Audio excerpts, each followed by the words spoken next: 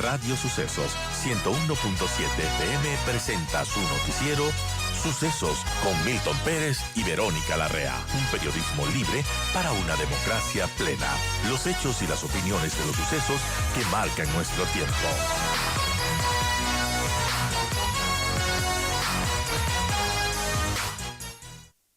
Así es, vamos a elegir a 23 prefectos o prefectas, 221 alcaldes, 864 concejales urbanos, 443 concejales rurales, 4.109 vocales de juntas parroquiales y 7 titulares y suplentes del Consejo de Participación. Doctora Aguinaga, buenos días, gracias por acompañarnos.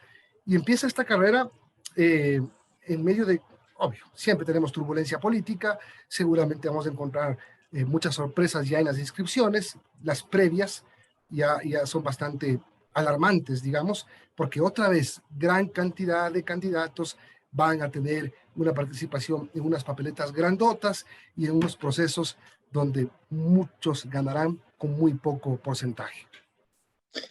Buenos días, Milton. Buenos días, Verónica. Un saludo a los radioescuchas y a quienes les siguen en las redes. Sí, efectivamente. Lo primero es lo primero. ¿Con qué candidatos vamos? Vamos con unos candidatos que no han sido electos por la ciudadanía. Nos han empapelado, así terminaron las primarias. Ya culminaron las primarias, ya fueron seleccionados los candidatos. ¿De qué primarias hablamos? Claro, eso va a decir. ¿Sí? Primarias es que los ciudadanos acudimos a un acto electoral y escogemos los candidatos. Las primarias abiertas. Las primarias cerradas es que todos los militantes de un partido son convocados a procesos electorales a votar en una urna para seleccionar de entre uno o más candidatos. Aquí no ha habido primarias en el Ecuador. Lo que ha habido es ese acomodo que hicieron con una reforma al Código de la Democracia de estas supuestas elecciones representativas, donde a través de asambleas presenciales o vía Zoom, de 15, 20, 35 personas, se han coronado los candidatos porque no se han elegido y siguiendo las instrucciones de las élites políticas. Entonces, aquí no me vengan a decir que hay democracia interna de las organizaciones políticas. Entonces, primero, partimos con una democracia que está secuestrada en todos sus niveles.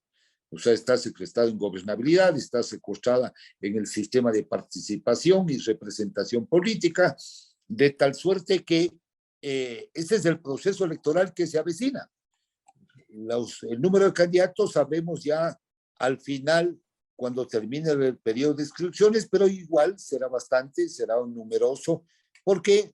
Porque el sistema ha permitido tener partidos de papel, partidos de alquiler, han sido muy laxo la formación de las organizaciones políticas, es muy fácil, quien tiene dinero, o los grupos ilícitos, o el narcotráfico, o quienes están en actividades de corrupción, ¿qué es lo que hacen? Tratan de formar partidos, respaldar a políticos, meter dinero en la política, y ese es el deterioro que ha venido permanentemente el ejercicio de la política porque no han existido los controles adecuados.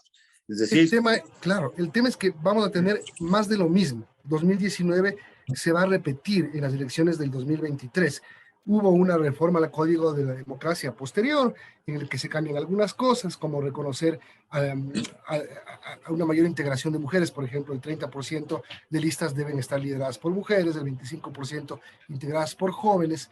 Ese tipo de garantías que no son, digamos, que no es todo lo que se necesita para cambiar, como usted dice, cosas como la penetración de la corrupción, el narcotráfico en las elecciones seccionales. Ya se habló de eso, no se ha comprobado en el 2019 y se vuelve a hablar de eso en el 2023.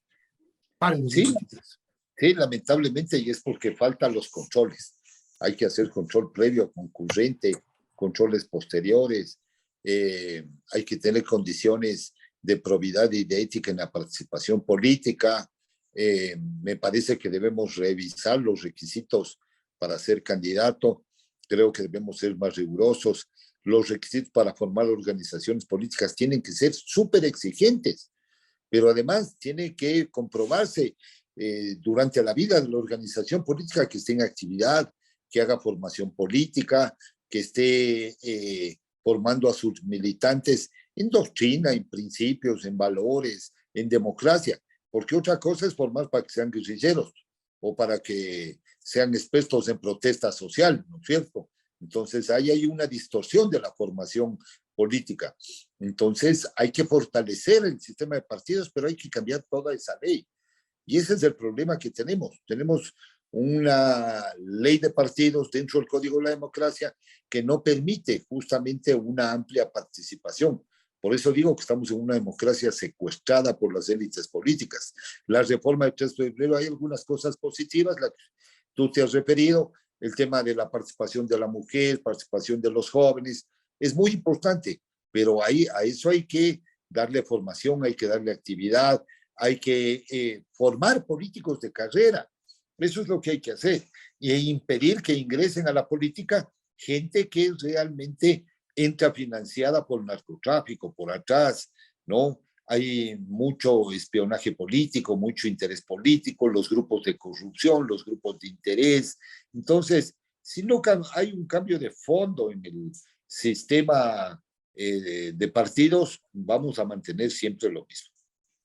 Carlos, buenos días. Y bueno, es compleja la situación y de hecho en la mañana conversamos con Francis Romero de Click Report, en donde los números, las cifras de la encuesta que hizo Click Report revelan que literalmente los ecuatorianos están despechados con la política, no tienen expectativa alguna ni sentimientos positivos de cara a estas elecciones del 2023 y parte de la culpa la tiene sin duda los partidos, movimientos políticos en donde ya se sabe, eligen a sus candidatos a dedo, eligen a personas que no están preparadas, pero que son figuras públicas de la farándula y demás, y eso cómo se debería cambiar, porque cada 4 años o cada 2 años estamos hablando de la necesidad de unas reformas profundas a las leyes, al código, a la democracia, pero no se concretan, no hay voluntad política.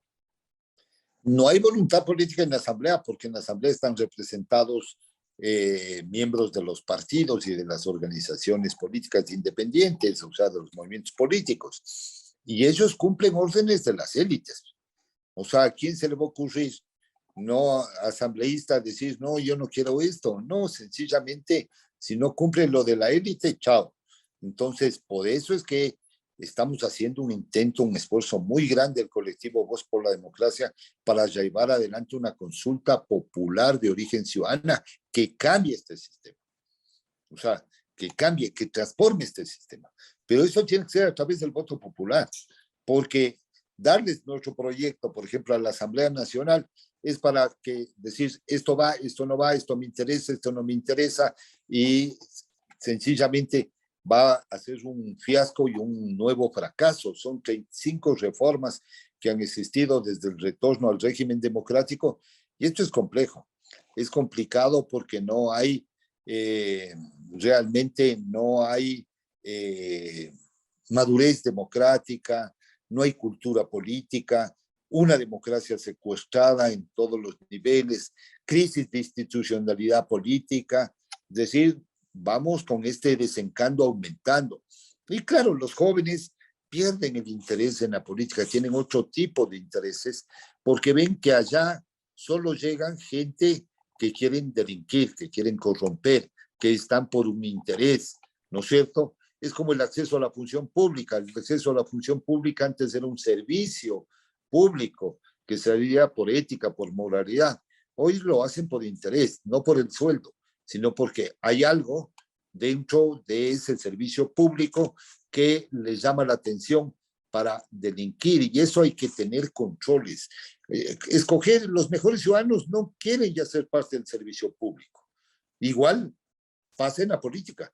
Los mejores ciudadanos, como están contaminadas las organizaciones políticas, y además hoy es muy fácil desacreditar a un servidor público, a un político, a través de mentiras en las redes sociales, ya no existe esa confianza y la gente se aleja. Es decir, dice, yo para qué me voy a meter si es que me van aquí a decir cualquier cosa. Entonces, no hay control de la propaganda, de la promoción. Debería haber control en campo. debería haber una actividad permanente, unos reportes diarios, en línea, unas plataformas en las que podamos denunciar y controlar justamente los abusos que se producen. No hay regulaciones para los candidatos que están a la reelección. Por ejemplo, ellos desde el día de hoy ya no podrían inaugurar obras. Claro. Sentido común, o sea, no podrían visitar obras, no podrían hacer nada. ¿Por qué? Porque es una competencia desigual frente a alguien que no está en el ejercicio de la función pública, un alcalde, un prefecto, por ejemplo. Entonces, ahí viene la mano y la regulación de la autoridad. Y si la autoridad no regula, ¡viva la fiesta! Viva la fiesta. Y siempre termina siendo viva la fiesta. Estamos hablando con Carlos Aguinaga, expresidente del Tribunal Supremo Electoral. Usted mencionó un tema de la consulta popular. Se supone que esta semana el gobierno va a dar a conocer al país las 10 preguntas de la consulta popular. Por lo menos ya sabemos que son 10, porque esto parece el cuento del gallo pelón. La consulta, y hasta ahora nada de la consulta. Se dice que la consulta sí va, que van a presentar a la Corte Constitucional y que va a ser en las elecciones del 5 de febrero. ¿Qué opina de eso? ¿Debe haber consulta? ¿Estamos para consulta? ¿El gobierno está para consulta sobre todo? A ver, me parece interesante la pregunta, Milton. Han habido consultas populares realizadas por gobiernos anteriores, Moreno, Correa, vinculados a procesos electorales. Han habido otras que no han estado vinculadas a procesos electorales, ¿no es cierto? La de Sixto, la de Alarcón, por ejemplo, ¿ya? La mayoría han estado vinculadas a procesos electorales, hay que decirlo. ¿Y quién lo ha generado? Lo ha generado el Ejecutivo, todas. No ha habido de iniciativa ciudadana ninguna. ¿Por qué lo generan? Por un interés, obviamente, y una estrategia de carácter político. Aquí el problema es, o sea, Correa supo utilizar bien, porque lo utilizó teniendo altos niveles de aceptación y popularidad, con una estrategia y marketing político adecuado, es decir, permanentemente estaba en campaña abanderando las posiciones del gobierno con las preguntas, pero hoy tenemos un gobierno que sus niveles de credibilidad, ¿no?